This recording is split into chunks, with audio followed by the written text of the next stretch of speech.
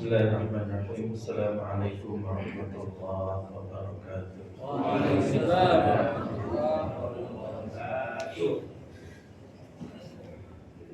Alhamdulillahirabbil alamin wal 'aqibatu lil muttaqin wa la 'udwana illa 'alal zalimin. Asyhadu an la ilaha illallah wahdahu la syarika lahu wa asyhadu anna Muhammadan 'abduhu wa rasuluh. Allahumma salli wa sallim wa barik ala nabiyyina al-karim wa ala alihi wa sahbihi wa man tabi'a hudahu ila yaumiddin. Amma ba'd. Hadirin jamaah subuh rahimakumullah. Alhamdulillah pagi ini kita semua bisa hadir dan luar biasa, enggak terlalu banyak perbedaannya. Meskipun hujan cukup deras, waktu yang sangat nyaman untuk melanjutkan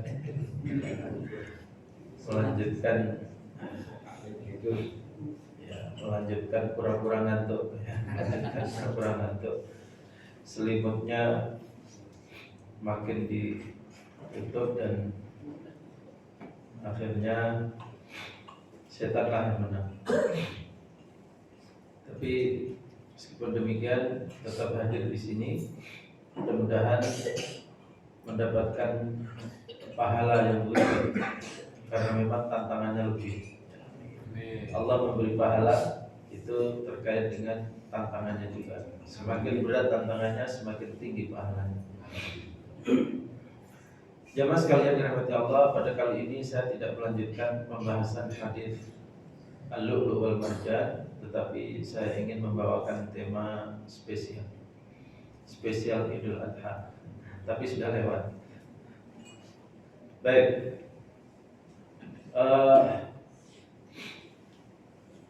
terkait dengan Idul Adha kemarin, yang kita tahu ada dua versi. Ada versi Sabtu sama versi Ahad. Jadi saya ingin mengajak jamaah sekalian untuk melihat masalah ini secara objektif, ilmiah, bukan karena sebab apapun. Dan saya juga tidak ada pretensi apapun untuk, katakanlah, untuk menjadi pengikut saya atau bukannya.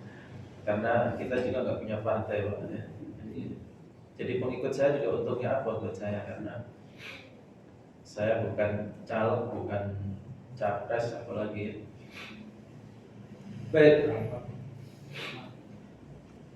kita pertama-tama ingin mendasari kajian kita dari surat Ali Imran ayat 102.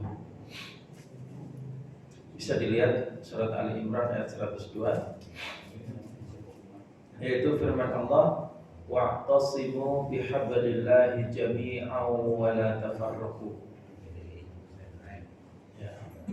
Kita ambil potongan ini saja. Wa'tasimu bihablillah. Apa artinya? I'tisam dengan tali Allah. Yang dimaksud dengan tali Allah adalah syariat Allah atau aturan Allah. Karena memang aturan itu seperti tali yang mengendalikan, mengikat dan mengendalikan manusia.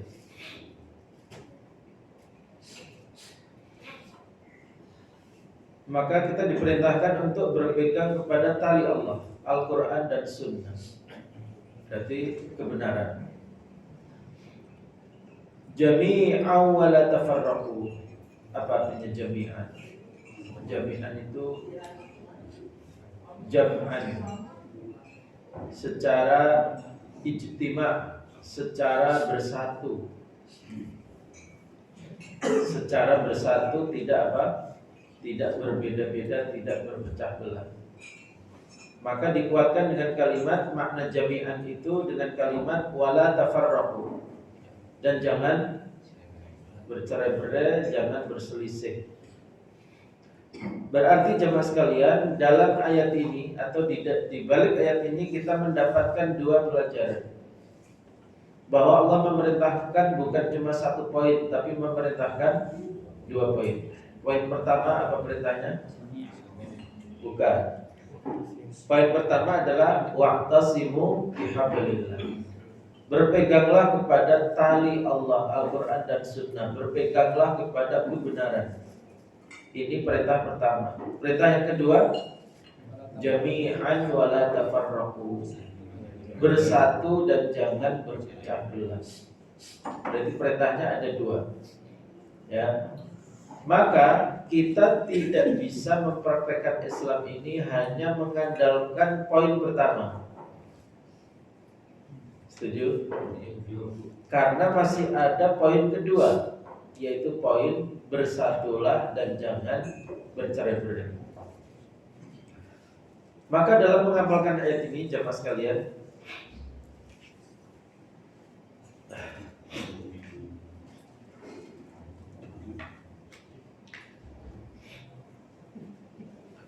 dalam mengamalkan ayat ini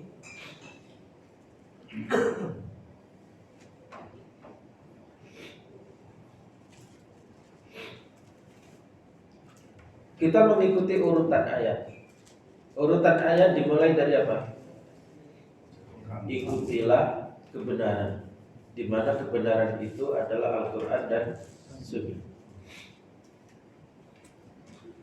Lalu urutan yang kedua adalah bersatulah dan jangan bercerai-berai. Maka cara mempraktekkan ayat ini dalam kasus kehidupan itu misalnya begini.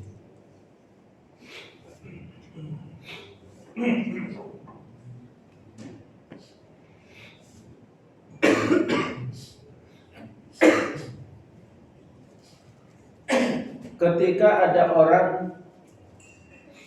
di tengah umat Islam, maksudnya ada satu kelompok berpendapat bahwa menyembelih hewan kurban itu tidak harus pakai bismillah.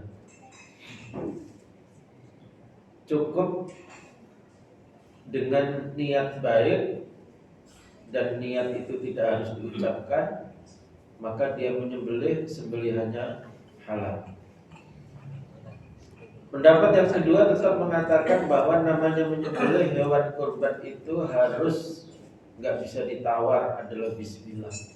Sebab kalau tidak menyebut nama Allah, jatuhnya adalah haram untuk dimakan. Dalam kasus ini berarti apa? Jelas ada perselisihan. Karena apa? Ada pendapat A sama pendapat B. Berarti terpecah. Kan tadi dilarang berpecah, betul kan? Tapi faktanya ini terpecah. Tetapi kan kita mempraktekkan ayat ini urut. Pertama-tama ikuti dulu tali Allah, kebenaran. Maka kita lihat di sini mana yang benar di antara dua pendapat ini. Yang benar adalah bahwa menyebut nama Allah, bismillah di dalam menyembelih itu harga mati. Kalau tidak, hewannya tidak bisa dimakan. Berarti perpecahan ini obatnya adalah kembali kepada kebenaran. Karena satu pendapatnya batil, yang satu pendapatnya hak. Berarti kita apa? Meskipun tetap berpecah, tetapi karena dua pendapat ini adalah saling bertentangan, yang satu halal, yang satu haram, maka kita ambil pendapat yaitu harus tetap menggunakan bismillah meskipun tetap menyisakan perpecahan. Ini urut apa? Praktek pertama. Contoh kasus yang kedua.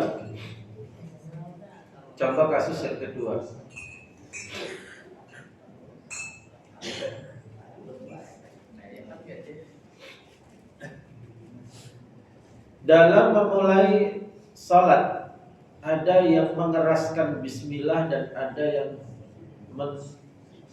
mensirkan bismillah. Ini dua pendapat ini antara hak dengan batil ataukah dua-duanya masih bisa diterima karena ini adalah perbedaan furu'iyah. Jawabannya ini adalah perbedaan furu'iyah, di mana dua-duanya pada prinsipnya tetap mengucapkan bismillah. Cuman yang membedakan satu membacanya dengan keras, satu membacanya dengan pelan. Berarti apa? Berarti ada perbedaan juga kan? Betul kan? Yang pertama tadi kan ada perbedaan, yang kedua ada perbedaan juga. Berarti perpecahan. Tetapi masalahnya kalau kita lihat, karena dua-duanya sudah mengikuti standar kebenaran, maka berarti apa? Dua-duanya sah. Berarti dua-duanya sah. Karena dua-duanya sah, bagaimana biar bersatu? Kan standar kebenaran sudah terpenuhi, dua-duanya benar, ya kan? Betul nggak? Iya. Berarti tinggal poin yang kedua, bagaimana mengatasi perpecahannya? Nah, kalau masing-masing bersikukuh dengan pendapatnya, berarti tetap berpecah.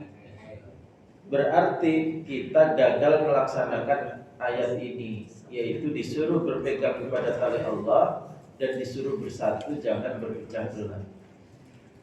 Maksudnya begini jamaah sekalian. Ternyata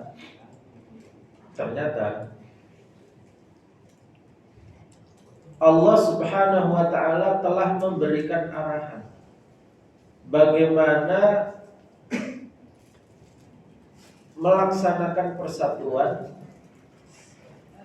ketika perpecahan itu adalah sudah sama-sama benar. Bagaimana caranya, Pak? Yang satu bismillahnya keras, yang satu bismillahnya pelan. Ini untuk mempersatukan bagaimana caranya? Pendapat umumnya adalah ya sudah saling toleran aja. Betul nggak? Ya udah saling toleran aja. Tapi saya ingin mengatakan di sini jamaah sekalian, ternyata ada satu ayat di mana itu menjadi inspirasi yang sangat penting. Ayat itu adalah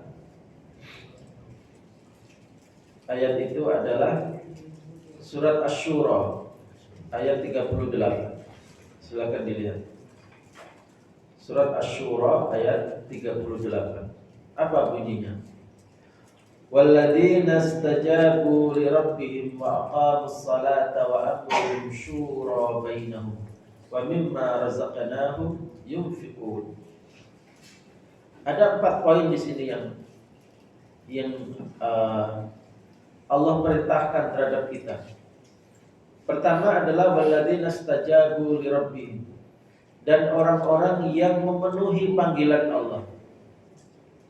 Maksudnya apa, Pak? Memenuhi panggilan Allah di sini. Memenuhi panggilan Allah di sini adalah panggilan untuk beriman, panggilan untuk taat, panggilan untuk takwa. Orang yang memenuhi panggilan Allah itu yang pertama. Artinya apa? Dia tidak lagi menjadi orang kafir yang terpisah, tetapi menjadi hamba Allah yang tunduk kepada Allah, datang kepada Allah, tunduk kepada Allah. Perintah yang kedua apa? Wa aqamus shalah, dan menegakkan salat. Wa amruhum syura bainahum, yang ketiga apa? Dan urusan-urusan di tengah mereka memusyawarahkannya. Lalu poin yang keempat apa? Wa mimma razaqnahum yunfiqun, dan terhadap apa yang kami karuniakan berupa rezeki mereka menginfakkannya di jalan Allah. Nah, jamaah sekalian, ayat ini adalah ayat yang sangat penting untuk kita jadikan jawaban terkait surat Ali Imran tadi itu. Ketika masih terjadi perpecahan, padahal dua-duanya benar, maka diselesaikan dengan cara apa? Diselesaikan dengan cara musyawarah. Sebetulnya kalau kita mau tambahkan, konsep persatuan di dalam Islam itu ada dua. Yang pertama adalah imarah. Apa itu imarah?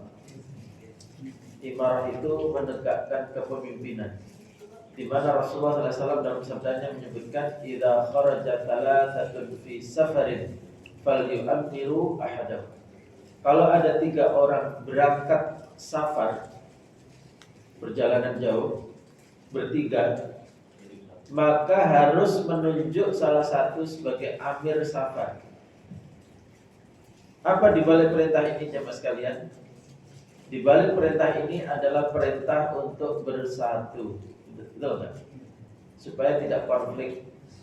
Apalagi kalau 4 orang, apalagi 5 orang, apalagi 6 orang. Supaya 5 orang atau 6 orang itu tidak konflik di tengah jalan. Akhirnya apa? Akhirnya berpisah. Yang satu jalan ke kanan, yang satu jalan ke kiri. Allah tidak menginginkan itu. Makanya ada namanya Amirus Safar, pemimpin safar. Berarti keberadaan pemimpin adalah berfungsi untuk menyatukan. Karena Allah berbesar, wa'tasimu bihablillahi jami'an wa la tafarraqu. Artinya apa? Dalam perkara safar itu kan cuma perjalanan, Pak. Urusannya apa? Kebanyakan urusannya dunia. Perjalanan bisnis, perjalanan wisata, perjalanan yang lain-lain. Itu saja disuruh mengangkat pemimpin, tidak boleh berpecah belah. Apalagi apa? Apalagi perkara yang lebih penting dari itu. Sekarang saya tanya, lebih penting mana? Perkara menetapkan hari raya dibanding perkara safar? Menetapkan hari raya itu lebih penting daripada perkara safar, setuju? Artinya apa? Dalam safar saja Allah perintahkan jangan berselisih, maka diangkat satu sebagai pimpinan. Apalagi dalam perkara menetapkan hari raya. Ini masalah syiar. Akan terasa di hati itu, yang satu bunyi takbiran, yang satu masih puasa Arafah. Ini kan sangat tidak nyaman di hati. Perpecahan ini sangat tidak enak gitu. Nah, maka ada 2 cara tadi. Dalam hadis yang lain disebutkan la yahillu li thalathatin bi falatin minal ardi illa ayyu'ammiru ahadahum. Tidak boleh bagi 3 orang berada di satu jengkal bumi. Ini bukan safar ya, tapi berada mukim gitu ya. Berada di satu tempat, kecuali mereka mengangkat salah satu sebagai pemimpin. Jadi baik safar maupun berada di tempat, tapi jumlahnya 3 ke atas, maka harus salah satu dijadikan pemimpin. Tujuannya adalah untuk persatuan. Nah, yang kedua, apa teori persatuan yang kedua? Teori persatuan yang kedua adalah musyawarah. Musyawarah. Jamaah sekalian, ayat ini meletakkan musyawarah satu rangkaian di belakang sholat. Ayat tadi bilang apa? Walladzina istajabu li rabbihim wa aqamus salata wa amruhum syura bainahum. Orang-orang atau umat Islam yang memusyawarahkan perkara mereka. Poin ini diletakkan sesudah poin menegakkan sholat. Sholat itu penting nggak? Penting. Itu yang agama. Ya. Musyawarah diletakkan di urutan langsung sesudah sholat. Dari sini para ulama kemudian mengambil kesimpulan, kalau begitu perintah untuk memusyawarahkan urusan umat Islam agar bersatu tidak berpecah belah itu hanya setingkat di belakang sholat. Nilai urgensinya, nilai apa? Kepentingan. Supaya apa? Kita itu dalam berislam itu melakukannya dengan benar. Bukan hanya bersikukuh bangga-banggaan saya yang paling berpegang kepada kebenaran Al-Quran dan Sunnah. Pendapat saya paling benar.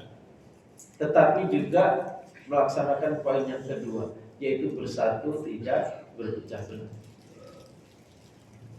Sampai di sini paham? Baik.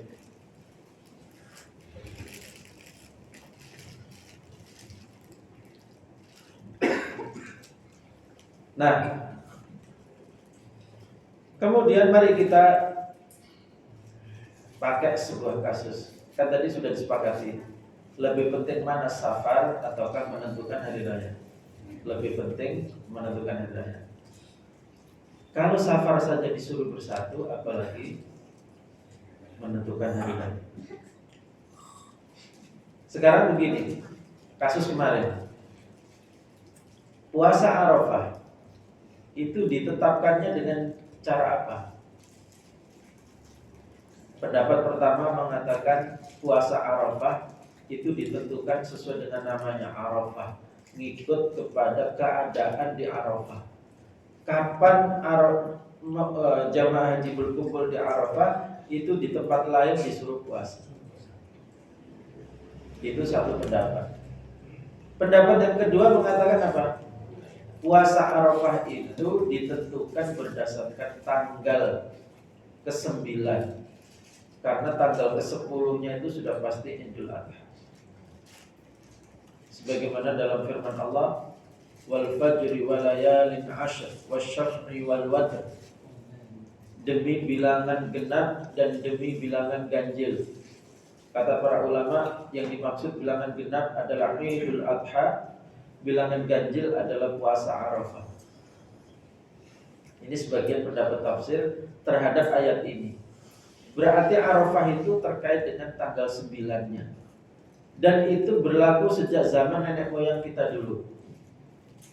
Nenek moyang kita dulu di Indonesia dalam menentukan hari Arafah pakai cara apa? Ya mau gak mau tanggal. Kenapa? Alat komunikasi belum ada. Betul kan? Dari zaman nenek moyang kita dahulu itu selalu menentukannya pakai tanggal.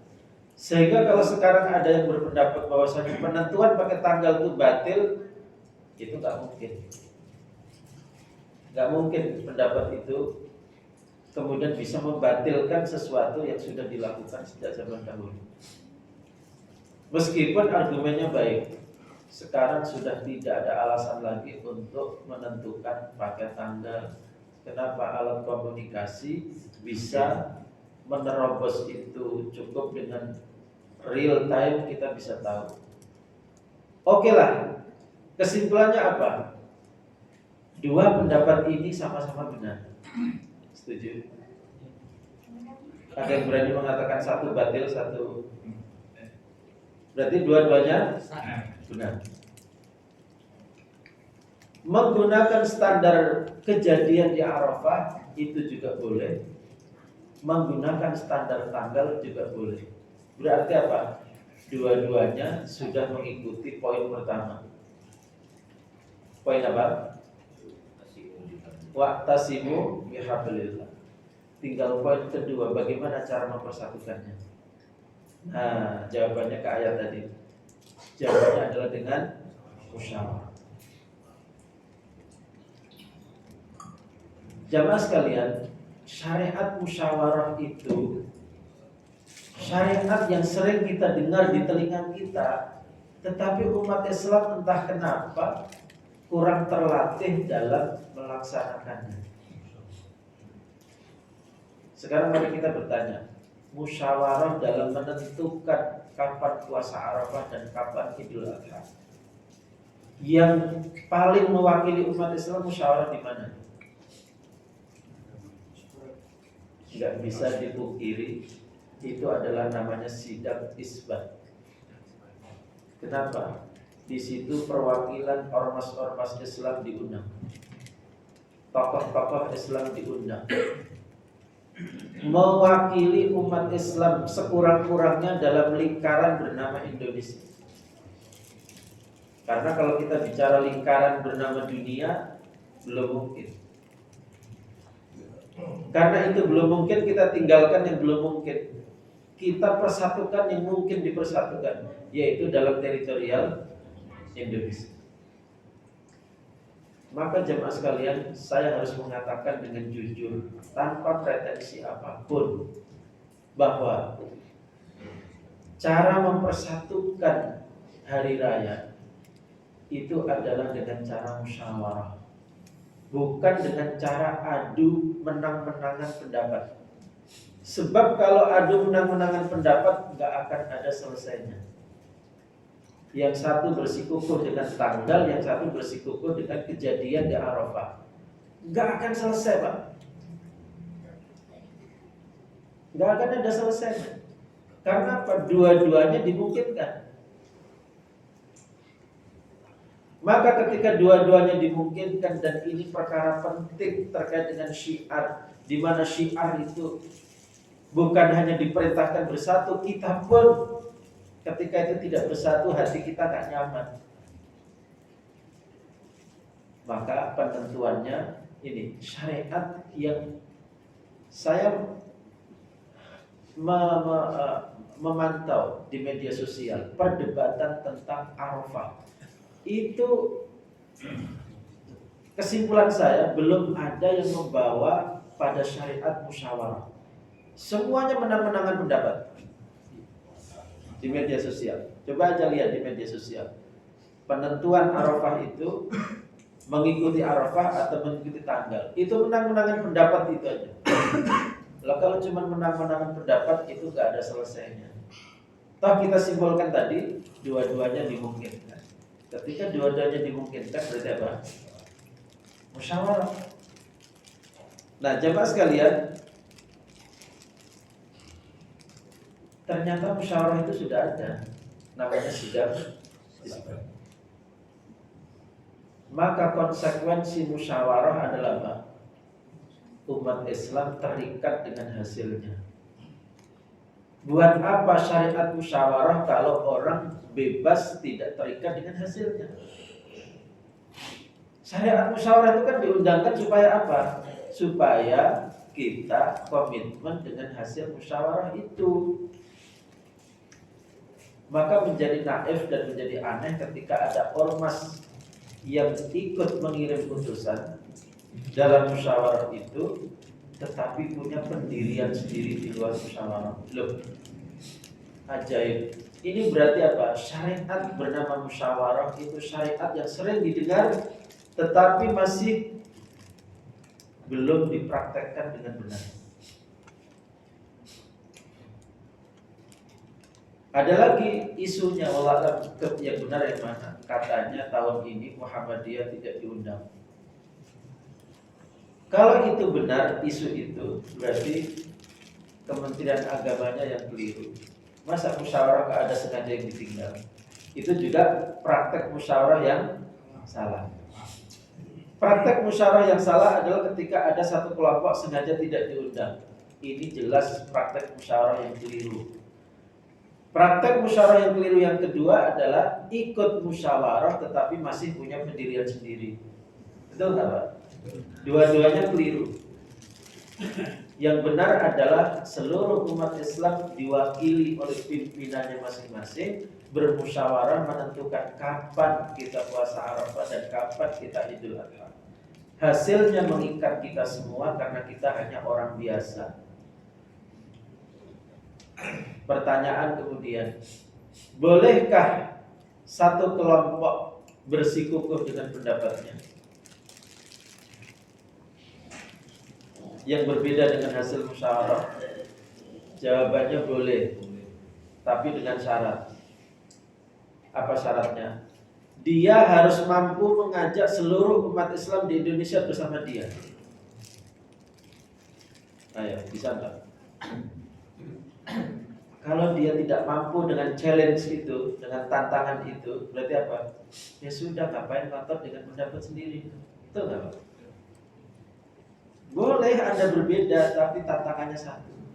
Ajak seluruh umat Islam bersama Anda. Bisa nggak? Nggak bisa, Pak. Ya udah, ikut aja hasil musyawarah. Betul.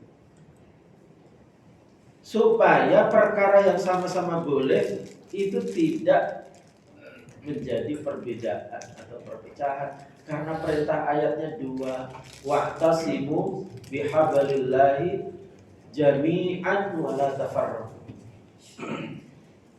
Ini penting banget Pak, ilmu ini penting banget supaya kita membiasakan tidak egois.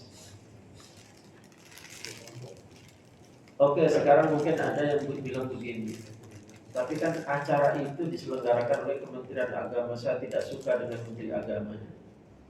Betul? Ini kan acara inisiatornya penguasa, saya tidak suka dengan penguasanya. Misal ada pandangan seperti itu. Sekarang saya tanya, oke, boleh anggapan itu dipelihara, tapi tantangannya masih ada challenge sama dengan challenge yang tadi, tantangannya tadi. Sekarang bikin musyawarah yang lebih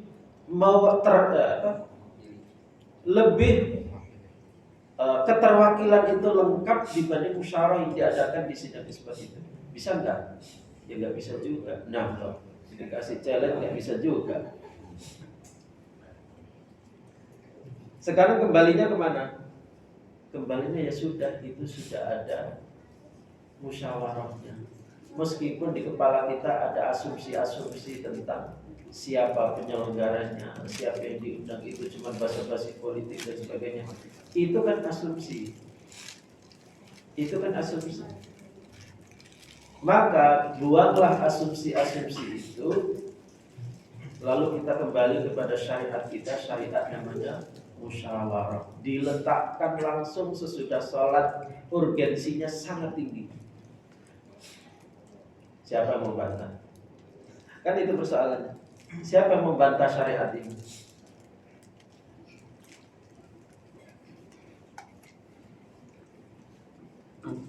Sampai di sini paham? Tapi masih gak terima juga.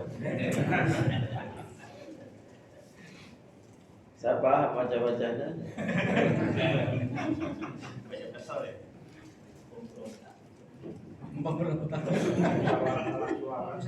Ya. Begini, saya kasih contoh. Rasulullah SAW mempraktekkan musyawarah dengan luar biasa. Ini saya kasih contoh. Nanti pertanyaan di belakangnya adalah, lebih hebat mana kita atau Rasulullah?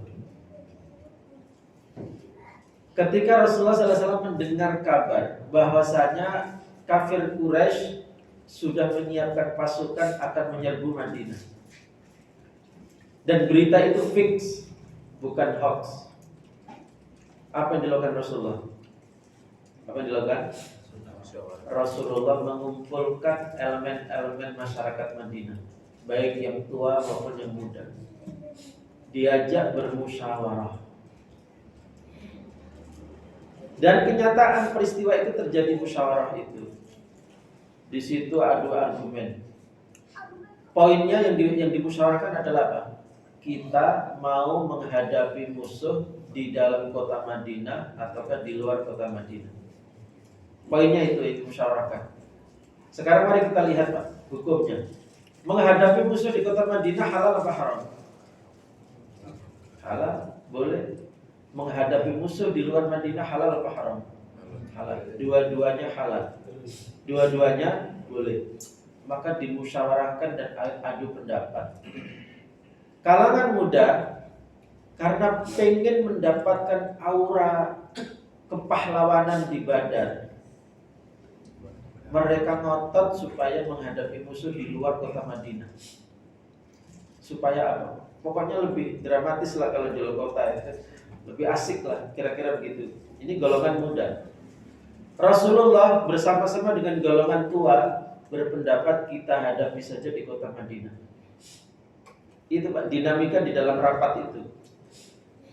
Apa yang terjadi kemudian? Ternyata suara yang menghendaki menghadapi kafir Quraisy di luar kota Madinah ini lebih kuat. Maka kemudian Rasulullah bersama golongan tua ngalah mengikuti pendapat golongan muda. Kalau begitu rapat kita putuskan, kita hadapi kafir Quraisy di luar kota Madinah. Apa yang terjadi Pak? Rasulullah meninggalkan pendapatnya. Andaikan Rasulullah mau, kan tinggal mengeluarkan sabda. Kita hadapi di kota Madinah. Ini sabda saya sebagai Rasul. Mau apa kalian? Kira-kira ada yang bantah nggak Pak?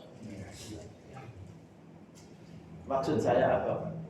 Perkara yang sama-sama boleh, perkara yang sama-sama benar. Kalau kita tetap ngotot, emang kita lebih hebat dari Rasulullah?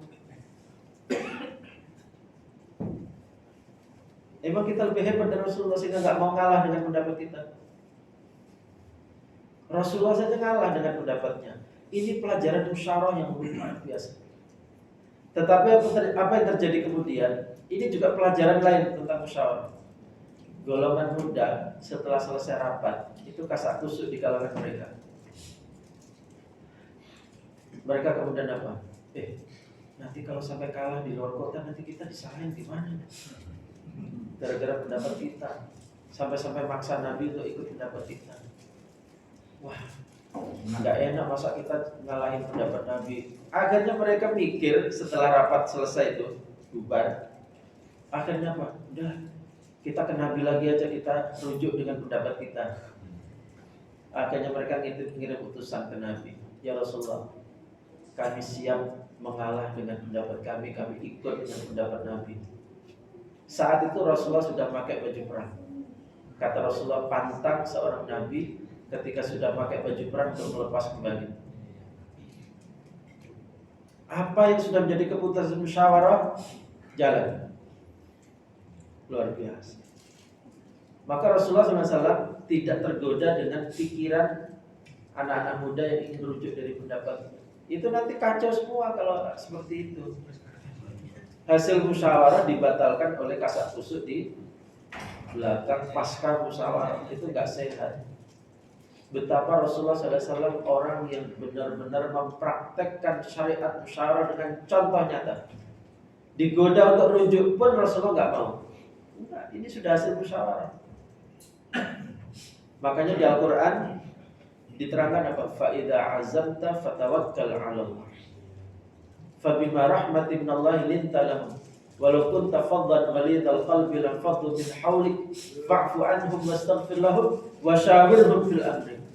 Wa idza azamta fatawakkal 'ala Allah. Kalau kamu sudah berazam, sudah memutuskan sebuah perkara, sisanya tinggal tawakal. Jangan kemudian tergoda untuk rujuk kembali, beda pendapat lagi, nanti undang lagi, rapat lagi, nggak ada selesai. Udah diputuskan, itu berarti sudah azam. Maka tawakal Allah. Sudah sisanya tawakal. Jangan lagi dengarkan bisikan-bisikan setan itu. Rasulullah SAW mencontohkan musyawarah dan rela menundukkan pendapatnya sendiri demi pendapat orang lain. Itu seorang nabi. Itu seorang nabi.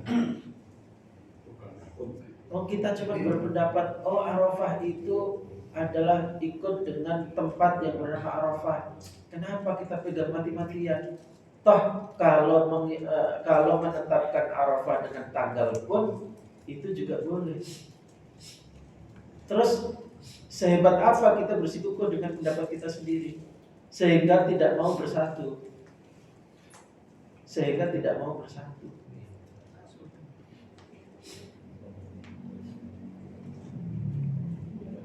Berarti apa?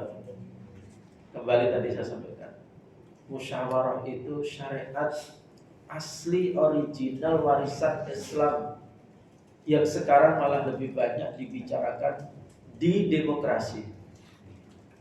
Coba, aneh nggak tuh? Ini syariat kita, malah kita lupa mempraktekannya dan lebih banyak dibicarakan ketika membahas tema demokrasi. Bukan aneh. Suara terbanyak itu memang benar. Suara terbanyak itu adalah mekanisme musyawarah. Namanya musyawarah itu mengikut suara terbanyak. Itu sejak zaman Nabi. Kenapa Nabi bersikukuh dengan kenapa Nabi mau mengalah dengan pendapatnya? Karena yang berpendapat menghadapi kafir Quraisy di luar kota Madinah lebih banyak. Berarti mengikut kepada suara lebih banyak itu adalah praktek musyawarah yang normal. Memang begitulah musyawarah. Di mana-mana musyawarah pasti begitu. Itu bukan ciri khas demokrasi, bukan. Demokrasi cuma mengambil hukum alam itu. Demokrasi cuma mengambil hukum alam itu dipakai prinsip di dalam demokrasi. Tetapi bukan berarti kemudian kalau kita pakai itu berarti ikut demokrasi. Salah. Demokrasi meminjam hukum alam. Hukum alam itu netral. Itu milik kita.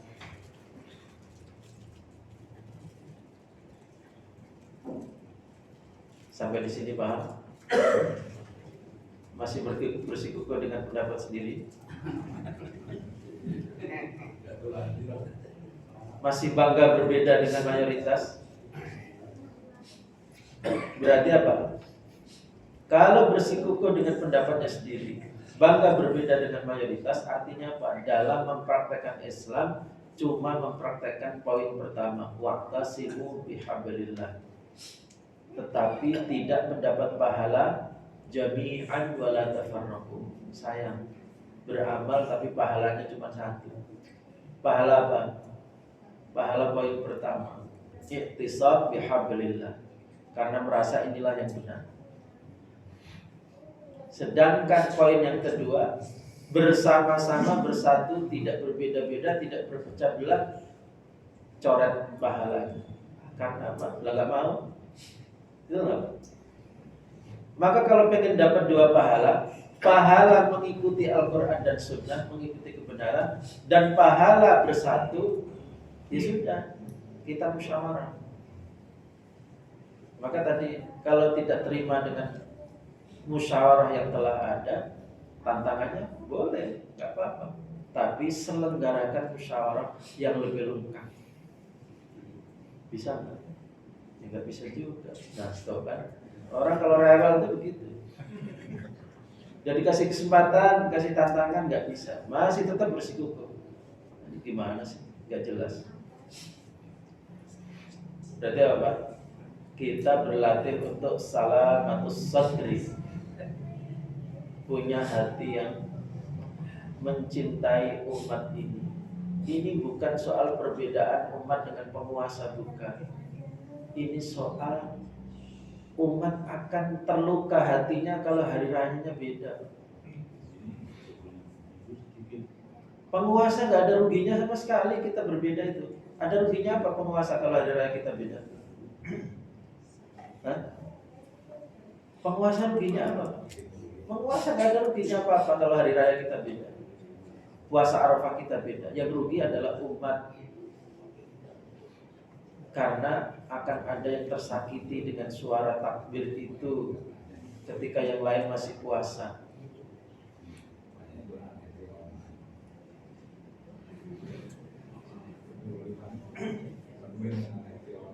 Ini ilmu, Pak. Ini ilmu. Saya menjelaskan ini benar-benar mengikuti kebenaran, bukan mengikuti hawa nafsu saya sendiri.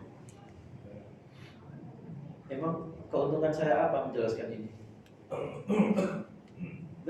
Saya juga nggak ada keuntungan apa-apa. Makanya tadi saya bilang di media sosial itu perdebatannya itu adu benar saja sudah.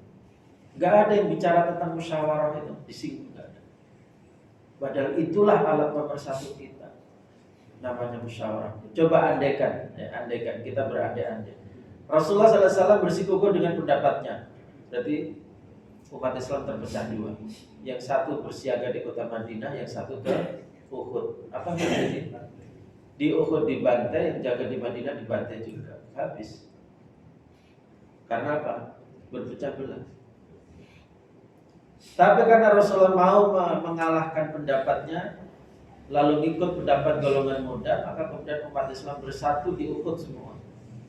Akhirnya mereka bisa memukul kafir Quraisy, meskipun ahli sejarah mengatakan peperangan Uhud itu peperangan yang seri. Tidak ada yang menang, tidak ada yang kalah. Sampai di sini masih ada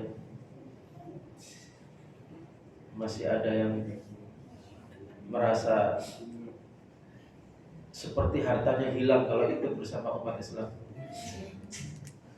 Seperti rumahnya kebakaran ketika ikut umat Islam. Apa sih yang kita banggakan? Apa sih yang kita mau? Apakah ketika beda itu sebuah kebanggaan? Tidak. Kan saya bilang tadi, kalau perkaranya itu sama-sama boleh, kenapa kita bersikukuh seperti dua hal antara boleh dan tidak boleh? Kecuali satu berpendapat, misalnya, babi itu halal. Oh, kalau itu poin pertama nggak boleh dilewati, yaitu berpegang kepada tali Allah. Nggak bisa. Meskipun jumlah Anda sekian juta semua mengatakan babi itu halal, tidak, kami dengan kokoh akan tetap berdiri babi itu haram. Meskipun Anda satu negara mengatakan LGBT itu harus dimaklumi, tidak, kami tidak akan memaklumi itu, ini musuh kami. Nah itu memang nggak boleh bersatu kalau seperti itu, nggak boleh apa? Bersatu. Tapi kalau cuma penentuan hari raya, penentuan awal Ramadan, lalu kemudian ini dikuatkan dengan sabda Nabi. Nah, dengarkan sabda Nabi. Sabda Nabi yang menjadi konklusi ternyata mengarahkan itu. Dan kata para ulama hadis ini sahih. Yaitu apa? Saumukum yauma tasumun. Puasa kamu adalah ketika kamu semua bersepakat untuk puasa. Berarti apa, Pak? Musyawarah. Wa fitrukum yauma tuftirun, dan Idul Fitri kamu adalah ketika kamu semua sepakat beridul fitri. Wa adhakum yauma tudahhun, dan Idul Adha kamu adalah ketika kamu semua bersepakat untuk Idul Adha. Hadis itu sahih kata Syekh Albani, meskipun yang teks ini kata Syekh Albani itu tidak sahih, tapi teks yang lain tapi maknanya sama, itu kata Syekh Albani yang sahih. Nabi sendiri sudah bilang begitu, puasa kamu adalah ketika kamu bersepakat puasa.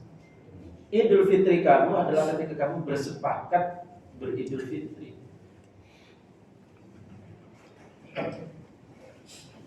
Maka mari kita cintai umat ini. Toh perbedaan itu yang rugi umat sendiri. Penguasa gak ada ruginya. Gak ada ruginya.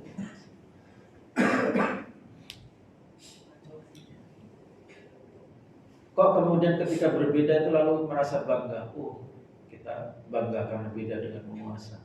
Ini nggak ada hubungannya sama penguasa. Kita beda itu penguasa juga nggak ada ruginya. Kecuali kompak tidak mau bayar pajak, itu penguasa rugi. Betul nggak? Ini cuma penentuan dari rakyat kok merasa bangga ketika beda dari penguasa. Itu salah persepsi. Yang rugi umat sendiri. Karena akhirnya di tengah umat ada yang masih puasa, ada yang sudah takbiran, itu menyayat hati sekali. Menyayat hati betul. Yang satu sudah bergembira ria, yang satu masih puasa menahan lapar. Maka kalau memang cinta umat ini, harus cinta persatuan.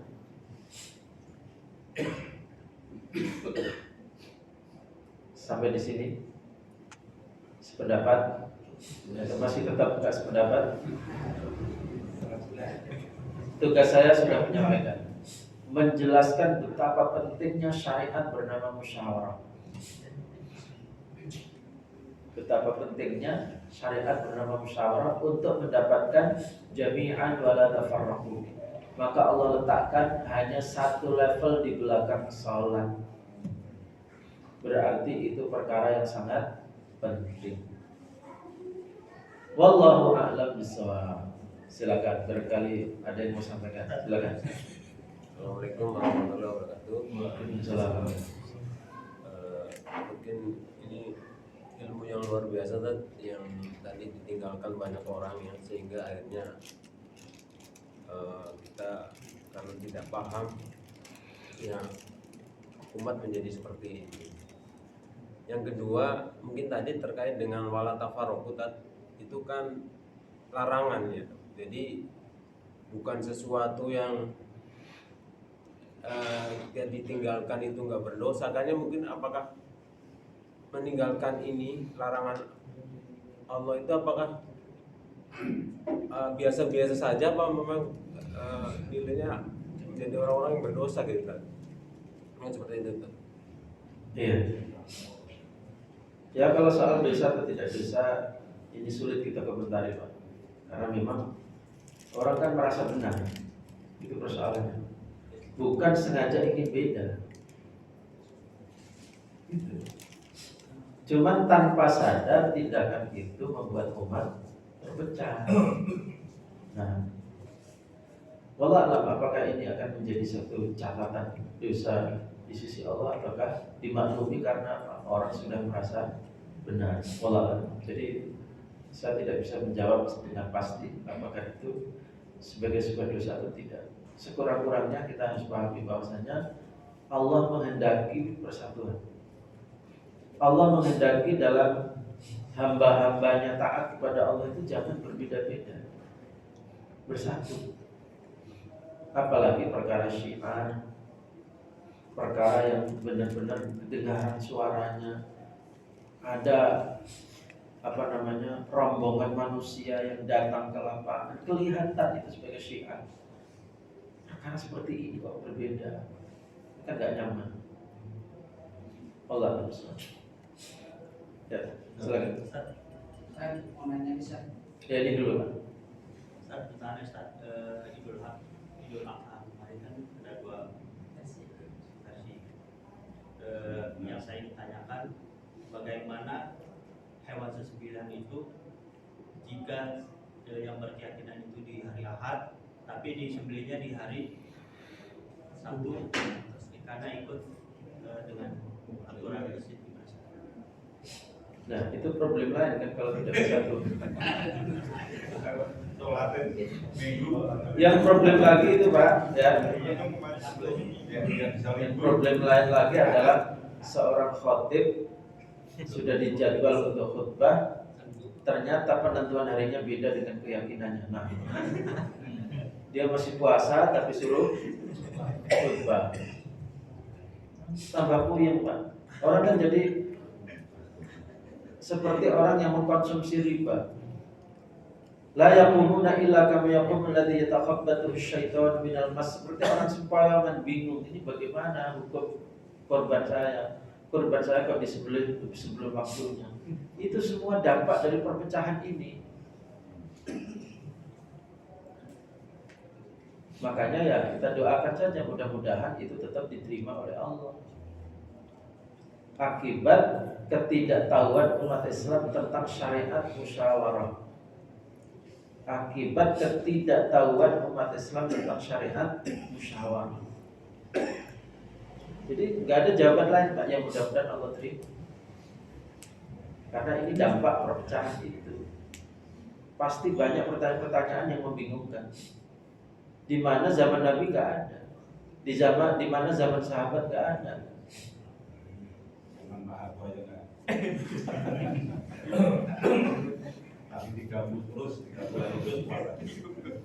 Nah, kalau zaman Pak Harto Pak dipersatukan oleh apa? Dipersatukan oleh kepemimpinan. Karena dia keras, pokoknya yang beda disikat. Nah, makanya tadi saya bilang Islam kasih dua jalan persatuan. Satu dengan imarah kepemimpinan, satu dengan musyawarah. Nah sekarang kepemimpinan kita nggak punya pemimpin, Pak. Betul nggak? Yang ada adalah pemimpin Indonesia, bukan pemimpin umat Islam. Umat ini nggak punya pemimpin. Kita punya pemimpin, tapi pemimpin Indonesia. Itu harus dibedakan. Pemimpin Indonesia bukanlah pemimpin umat Islam. Maka ketiadaan pemimpin berarti tinggal satu cara untuk bersatu, yaitu musyawarah. Kok ternyata musyawarah juga ditinggalkan? Lalu bagaimana lagi kita mau bersatu kalau kepemimpinan kita nggak punya, musyawarah pun ditinggalkan?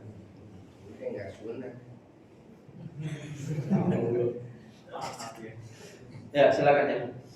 Ini saya kemarin kan tanggalnya udah merah.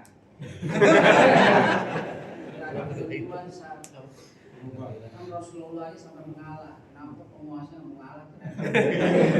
Loh, jawaban saya tadi Pak, Bapak bersikukuh dengan pendapat Bapak boleh, tapi challenge-nya ajak seluruh umat bersama Anda, bisa kan?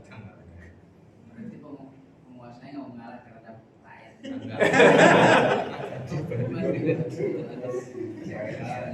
Itu kan asumsi Pak. Itu kan asumsi. Maka tadi saya bilang nggak usah ikut asumsi, nggak usah ikut praduga-praduga. Bagaimana cara membuktikan? Emang kita pernah ikut rapat itu, sidang isbat itu? Kan enggak juga. Ya tadi boleh berbeda, nggak ada masalah. Tapi tantangannya apa? Ajak seluruh umat bersama Anda. Bisa. Kalau nggak bisa ya udah ikut sama umat yang lain. Karena yang dari Pak Aris tadi, kalau cara berpikir kita balik, yang lakon Suloyo itu justru dari pemerintah. Buktinya apa? Dia mengeluarkan kalender nasional itu tanggal 9. Nah, bila dijauhi oleh Muhammadiyah, gengsi, pasti mundur aja, materi-materi itu jangan sama dengan Muhammadiyah. Nah, itu cara berpikirnya kalau dibalik kayak gitu gimana? Enggak, Saya keluarin kalender tanggal. Jangan dikaitkan sama kalender Pak. Kita kaitkan saja metode penentuannya pakai apa. Kan sebetulnya kalender itu pun didasari oleh perhitungan hisab ya, pakai ilmu astronomi, sehingga memang kalau kok sama dengan kalender itu bukan berarti wah ini udah politik ini. Enggak juga begitu, karena toh waktu itu juga dibahas kapan yang di sini tanggal 1 Hijriahnya, tanggal 1 Dzulhijjah. Itu dipantau di banyak titik. Ternyata kesimpulannya enggak kelihatan. Maka kemudian tanggal 1-nya ditunda hari berikutnya. Itulah yang menyebabkan beda dengan Arab Saudi. Kenapa? Karena di sini itu menggunakan aliran penentuan Arafah mengikuti tanggal. Bukan tanggal merah, artinya tanggal kapan tanggal 9 Dzulhijjah. Berarti kan urut-urutan itu masih masuk. Masih sesuai dengan pilihan pendapat. Pilihan pendapatnya adalah penentuan berdasarkan tanggal, bukan penentuan berdasarkan peristiwa di Arafah. Ya, tapi kalau tanggal Hijriah itu kan 30 dan 29. Kalau Dzulhijjah udah 30, mestinya di 29. Kan enggak mesti 30. Kalau saya pelajari, kalau menurut pemerintah 30 terus. Kan nggak langsung setelah Ramadan Pak jatuhnya Dzulhijjah ini. Dzulhijjah ini kan ada kehalang 2 bulan, yaitu apa? Syawal sama Dzulqa'dah. Sehingga seandainya harinya sama, itu nggak masalah karena memang tidak langsung. Kecuali kalau langsung ya, bulan kemarin 30, bulan ini 30 lagi, ini patut curiga. Tapi intinya gini lah. Intinya adalah apa? Kita lihat alur dalam menentukan penentuan itu. Pendapatnya masih bisa diterima nggak di dalam syariat Islam? Itu sebagai fikih yang masih bisa diterima nggak? Bisa. Nenek moyang kita dari dulu memang menentukannya pakai tanggal. Ya kan? Kalau cara yang mengenal Ustaz kemarin kan biasanya kalau nggak dua dasar kalau nggak karena bilang di data biasanya makanya kalau perdebatannya di situ Pak, itu nggak ada selesainya. Itu kan menang-menangan pendapat jadinya. Makanya Kalau menang-menangan pendapat itu nggak ada selesainya. Toh dua-duanya dimungkinkan. Maka sudahlah. Meskipun kita pengennya rasanya lebih nyaman di hati kita kalau ikut Saudi, ya sudah, abaikan saja seperti Nabi Muhammad mengabaikan pendapatnya sendiri. Tuh. Nabi Muhammad mengabaikan pendapatnya sendiri. Nabi loh. Kita kalau nabi ini kita ikut. Ya. Kalau nabi yang ini kita ikut. Masalahnya takut. Coba nanti kalau Muhammadiyah ngikutin 3 derajat, mungkin pemerintah naikin 4 derajat. Enggak, intinya syariat yang bernama musyawarah. Tadi saya bilang, kalau tidak mau menerima hasil musyawarah, bikin musyawarah tandingan yang lebih lengkap. Bisa enggak? Kalau nggak bisa berarti ya sudahlah. Ngapain sih bersikuku selalu ingin berbeda dengan yang lain? Toh ini hanya masalah sama-sama dibolehkan. Maka asumsi-asumsi tadi, kekecewaan kepada penguasa, kekecewaan kepada Yakut lah segala macam, itu kita tulis. Toh Yakut tidak menentukannya sendirian. Nah, ini ada perbedaan. Kalau teman-teman, mohon maaf ya, seperti misalnya ya saya sebut Salafi misalnya, itu doktrinnya apa? Ikut kepada penguasa. Apa kata penguasa ikut? Kalau saya tidak, saya dasar pikirannya adalah musyawarah. Ini nggak ada urusannya sama penguasa atau Yakut atau siapapun. Ini adalah majelis itu musyawarah. Kalau seandainya kita mampu lebih lengkap dibanding musyawarah yang diadakan Yakut, itu kita ikut. Kalau memang itu lebih bisa mempersatukan umat. Jadi misalnya gini, di Amerika misalnya, bagaimana cara mempersatukan umat Islam Amerika dalam menentukan Idul Adha? Penguasanya nggak ada urusan dengan sidang isbat, betul nggak? Maka kemudian ya sudah, elemen-elemen umat dari berbagai kota dan ngumpul, yuk kita sepakati bersama. Dan itu mengikat. Demikian pula di Rusia, demikian pula di Inggris, di negara-negara yang pemerintahnya nggak punya sidang isbat, ya bikin musyawarah. Jadi ini bukan soal ulil amri, bukan soal penguasa, bukan soal doktrin taat pada penguasa, bukan. Tetapi ini adalah soal musyawarah. Siapa yang lebih bisa mewakili keterwakilan umat Islam, itu kita ikuti. Andaikan MUI membuat majelis tandingan dan lebih bisa mempersatukan, kita ikut MUI. Tapi kan masalahnya MUI juga tidak melakukannya. Allah a'lam. Ya, silakan. Saya mendapat berita-berita kayaknya di Indonesia aja mungkin ya. Seperti ini di negara-negara lain kayaknya semuanya bersatu gitu. Saya dengar seperti itu. Coba sekarang pertanyaannya, sebuah sikap itu kan bisa dicari jawabannya. Solusinya bagaimana? Siapa yang salah? Ketika berbeda-beda ini siapa yang salah? Akhirnya apa? Masing-masing menyalahkan yang lain. Kenapa kalian bersikukuh tidak mau bersama kami? Gak ada, lebih sedikit sih.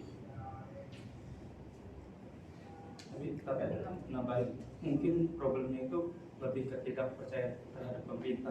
Misalnya kalau tadi kayak Ustaz, seandainya mengadakan MUI, mungkin itu lebih menguatkan kali. Tapi jangan lupa majelis itu juga dihadiri MUI. Iya, tentu. Cuman misalnya Artinya MUI ada perwakilannya, jelas. Artinya itu sudah dapat stempel MUI.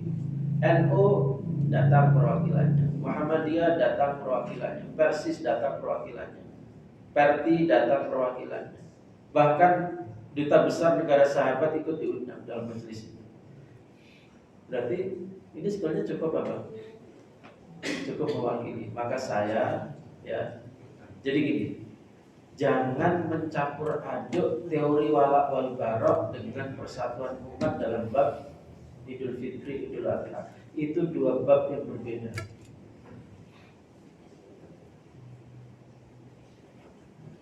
Saya kalau jelaskan wala wal bara paling keras Pak. Tapi dalam masalah ini bukan tema wala wal bara. Ini tema persatuan umat.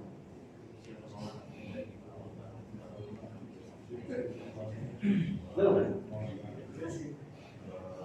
Jangan dicampur aduk dengan akidah wala wal. Ini beda.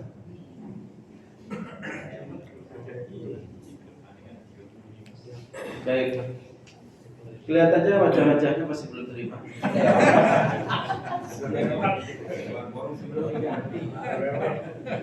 Ustaz, mungkin kalau sebelum kita kasih materi ini agak ini Justru lebih tajam Pak.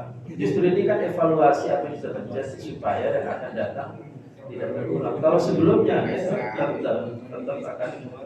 akan ada argumen. iya.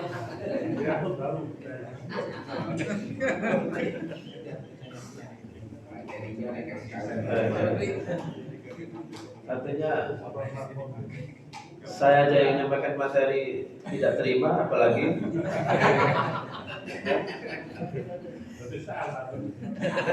apalagi seandainya menyampaikan materi ini dari pemerintah. Wah, lebih salah. Saya imbang. Saya jelaskan teori wala wal bara apa adanya. Saya jelaskan apa itu nasionalisme. Tapi juga ini perkara tentang persatuan umat dalam mempersatukan Idul Fitri, Idul Adha, awal Ramadan. Syiar ini penting, jangan berbeda-beda. Toh yang rugi umat sendiri, penguasa gak ada ruginya sama sekali. Wallahu a'lam bishawab. Semoga setelah majelis ini selesai, dipikir-pikir lagi, dicerna-cerna lagi, ternyata oh iya ya, gak ada cara lain kecuali itu. Tapi Al-Hidayah cari jalan tengah Pak Tat. Potongnya hari Ahad.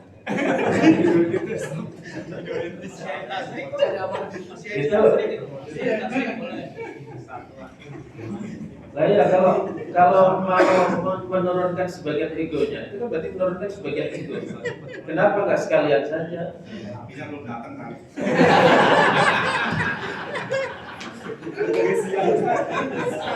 Saya masih nanya boleh Pak. Ayo waktunya.